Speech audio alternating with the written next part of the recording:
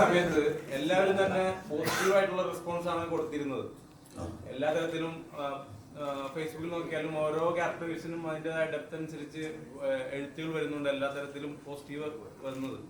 പക്ഷെ ഒരു കാർ നിരൂപകൻ എന്ന് പറയുന്ന ഒരു യൂട്യൂബ് ബ്ലോഗർ ഭയങ്കരമായിട്ട് നെഗറ്റീവാണ് ഈ സിനിമയ്ക്ക് കൊടുത്തിരിക്കുന്നത്. അത് മാത്രമാണ് ഞാൻ എൻ്റെ ഈ സോഷ്യൽ മീഡിയയിൽ ആ ഒരു നെഗറ്റീവ് കണ്ടിട്ടുള്ളൂ.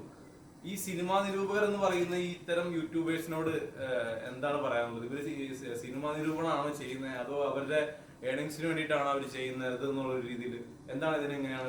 എനിക്കൊന്നും പറയില്ല, അവർക്ക് പറഞ്ഞത് കണക്ട് ആവാത്തതുകൊണ്ടായിരിക്കും ചിലപ്പോൾ അവരങ്ങനെ പറഞ്ഞത്. ബാക്കിയുള്ള റിവ്യൂസ് ഒക്കെ അത്യാവശ്യം പോസിറ്റീവാണ്, മോർ പബ്ലിസിറ്റി. ഞാൻ അതിലൊന്നും വിശ്വസിക്കുന്നു. നല്ല സിനിമയാണെങ്കിൽ ആളുകൾ പോയി കാണുന്നുള്ളത് തന്നെയാണ്. ഞാൻ പടം കാണുന്നത് ഇപ്പോൾ ഒരു പടം ഇറങ്ങി കഴിഞ്ഞ് ഞാൻ റിവ്യൂ ഒന്നും കണ്ടിട്ടില്ല. ഞാൻ എൻ്റെ അടുത്ത സുഹൃത്തുക്കളുടെ അടുത്ത് ചോദിക്കും ജനുവനായിട്ട്, എടാ പടം അങ്ങനെ ഉണ്ടെങ്കിൽ അവർ ഒരു കളിയാ നല്ല പടമൊന്നും അല്ലെങ്കിൽ ഒരു ആവറേജ് കാണാനൊന്നും കളിയാ OTT കണ്ടാൽ തിയേറ്ററിൽ തന്നെ പോയി കാണുന്നത് അങ്ങനെ പോയി കാണും. ഞാൻ അങ്ങനെയാണ് കറക്റ്റായിട്ട് നോക്കുന്നത്. അങ്ങനെ തന്നെയാണ് ജെനുവിൻ ഓഡിയൻസും അങ്ങനെയാണ് നോക്കുന്നത് ഞാൻ വിശ്വസിക്കുന്നു. പിന്നെ ഈ പറഞ്ഞ പോലെ യൂട്യൂബറിന്റെ കാര്യം എന്ന് വെച്ചാൽ അവർക്ക് ചിലപ്പോൾ സിനിമ കണക്ട് ആയിട്ടുണ്ടാവില്ല. അവർ ചിലപ്പോൾ ഒരു മലബാർ ഏരിയ ഇങ്ങനത്തെ ഒരു സിസ്റ്റം മനസ്സിലാക്കാത്ത ഒരാളായിരിക്കും, ഒരു കൊല്ലത്തിന്റെ കൾച്ചർ അറിയാത്ത ആൾക്കാരായിരിക്കാം. ചിലപ്പോൾ അവര് ദൗത്യം മേടിച്ചിട്ടായിരിക്കും കല്യാണം കഴിച്ചേക്കുന്നത്, അതുകൂടി ചിലപ്പോൾ കൊണ്ടിട്ടുണ്ടാവാം. ഇങ്ങനെയൊക്കെയുള്ള പ്രശ്നങ്ങളായിരിക്കാം എന്ന് ഞാൻ വിശ്വസിക്കുന്നു. അതുകൊണ്ടാണ് ഞാൻ വിശ്വസിക്കുന്നു. ചിലപ്പോൾ കണക്ട് ആയിട്ടുണ്ടാവില്ല, അതുകൊണ്ടൊക്കെ തന്നെയാണ്. അപ്പോൾ എനിക്ക് അങ്ങനെ പ്രശ്നമൊന്നുമില്ല. ആര് എങ്ങനെ രീതിയിൽ സിനിമയിലെ മോശമായിട്ട് പറഞ്ഞാൽ നല്ല സിനിമയാണെങ്കിൽ ആൾക്കാർ കാണും. അത്രയും പറയാനുള്ളൂ. ദീപകിന് എന്താ തോന്നുന്നത്? ദീപക് ഇതുപോലെ നിരൂപകനെ പറഞ്ഞപ്പോ നിരൂപകൻ തന്നെ ഭയങ്കര കയറ്റിയായിരുന്നല്ലോ.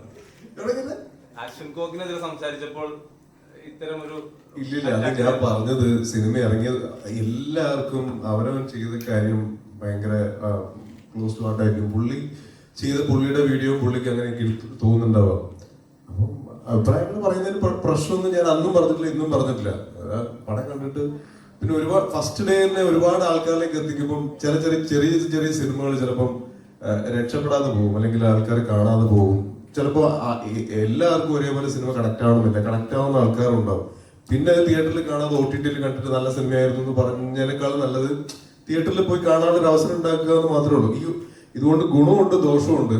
അത് അവരവരുടെ അഭിപ്രായം പറഞ്ഞോട്ടെ, അത്രേ ഉള്ളൂ, വേറെ കുഴപ്പമൊന്നുമില്ല. അതൊന്നും ഇനിയൊന്നും പറഞ്ഞിട്ട് കാര്യമില്ലല്ലോ. എല്ലാവർക്കും അവരവരുടെ ചാനലുണ്ട്, അവരവർക്കുള്ള അഭിപ്രായം. ഇപ്പൊ നമ്മള് നേരത്തെ പറഞ്ഞ പോലെ പടം ഇറങ്ങിക്കഴിഞ്ഞാൽ നമ്മുടെ അടുത്ത സുഹൃത്തിനെ വിളിച്ച് ചോദിക്കും എങ്ങനെയുണ്ടാ പടം, കാണാൻ കൊള്ളാവോ ഇല്ല എങ്ങനെയുണ്ട്. അത് അവരുടെ അഭിപ്രായം കേൾക്കുന്ന പോലെ ഇപ്പൊ ആൾക്കാർ ചിലപ്പം യൂട്യൂബിലുള്ള വീഡിയോ കണ്ടിട്ട് സിനിമ കാണുന്ന ആൾക്കാരുണ്ടാവും. അതല്ലാതെ ചില ആൾക്കാർ ചിലപ്പം സിനിമ ഡയറക്റ്റ് എന്ത് സിനിമയാണെങ്കിലും കുഴപ്പമില്ലാന്ന് തോന്നിക്കഴിഞ്ഞാൽ ട്രെയിലർ അല്ലെങ്കിൽ ടീസർ കണ്ടിട്ട് കാണണം എന്ന് ഉള്ളിൽ ആഗ്രഹിച്ച് ട്രെയിലർ പോലും കാണാതെ സിനിമ കാണുന്ന ആൾക്കാരുണ്ട്. അങ്ങനെ പല ടൈപ്പ് ഓഫ് ആൾക്കാരുണ്ട്. അപ്പൊ പിന്നെ അതൊരു ഇതിന്റെ ഭാഗമായിട്ട് അങ്ങനെ കൂടെ കൊണ്ടുപോകാൻ മാത്രമേ ഉള്ളൂ.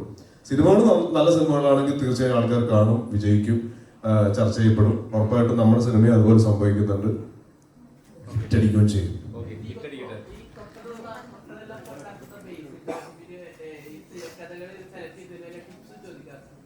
പിന്നെ ഇതൊക്കെ അറിയാതെ സംഭവിക്കുന്നതാണ്. പിന്നെ ഇറ്റാക്ക ഞാൻ തന്നെ വേണമെന്ന് പറഞ്ഞിട്ടുണ്ടെങ്കിൽ നിർബന്ധിക്കുന്നുണ്ട് അടുത്ത 2-3 പടത്തിൽ അഭിനയിക്കാൻ വേണ്ടിട്ട്. നോക്കട്ടെ. ഇല്ല, അങ്ങനെ സംഭവിക്കുന്നതല്ല. കാരണം ഒന്നാമത് ഇപ്പൊ ഈ സിനിമ ഞാൻ ശരിക്കും അങ്ങോട്ട് ചോദിച്ച് അഭിനയിച്ച സിനിമയാണ്. ഈ സിനിമ ഞാൻ നേരത്തെ ഒരു ഇന്റർവ്യൂവിൽ പറഞ്ഞിട്ടുണ്ടായിരുന്നു, ഞാൻ കല്യാണ സമയത്ത് കുറച്ച് സാമ്പത്തിക പ്രശ്നം, അതായത് ഈ സ്വർണം വായിക്കാനും പരിപാടിയൊന്നുമല്ല, കല്യാണ ചെലവിലുള്ള കുറച്ച് ആവശ്യങ്ങൾക്ക് പൈസ ഇല്ല എന്നുള്ളൊരു അവസ്ഥയിൽ നിൽക്കുന്ന സമയത്താണ് ഞാനിങ്ങനെ എൻ്റെ സുഹൃത്തുക്കൾ അല്ലെങ്കിൽ സിനിമ ചെയ്യുന്ന ആൾക്കാരെ വിളിച്ചിങ്ങനെ ചോദിച്ചുകൊണ്ടിരുന്നത്. അപ്പം വൈശാഖ് എന്ന് പറഞ്ഞൊരു സൗണ്ടിൽ വർക്ക് ചെയ്യുന്ന സ്റ്റേറ്റ് അവാർഡ് കിട്ടിയ അറിയാം. അപ്പൊ അവനെ വിളിച്ച് ഞാൻ ചോദിച്ചു ഇങ്ങനെ. അപ്പം ജോയിച്ചേട്ടന്റെ പടം ഇങ്ങനെ നടക്കുന്നത്. അപ്പൊ ജോയിച്ചേട്ടനെ വിളിച്ച് സംസാരിച്ച് അങ്ങനെയാണ് ഞാൻ സിനിമയിൽ എത്തിയത്. അതിന്റെ സ്ക്രിപ്റ്റ്, അതായത് ഞാൻ 4-5 ചെറുപ്പക്കാർ വായിച്ചിട്ടില്ല. നമ്മുടെ ആവശ്യം ചിലപ്പോൾ നമ്മുടെ നല്ല രീതിയിൽ കൊണ്ടെത്തിക്കും. ഇപ്പം സൂക്ഷ്മദർശിനി ആണെങ്കിലും അതുപോലെ വന്നതാണ്. ഇപ്പൊ MC ജിതിനായിട്ട് ഞാൻ മുന്നേ പരിചയമുള്ളതാണ്. അപ്പൊ അങ്ങനെ എത്തിച്ചേർന്ന സിനിമകളാണ്. എല്ലാ സിനിമകളും നന്നാവണമെന്നുള്ള സാഹചര്യത്തിനനുസരിച്ച് മാറി വരും. ഇനി പക്ഷെ എല്ലാം ഹിറ്റായിരിക്കും.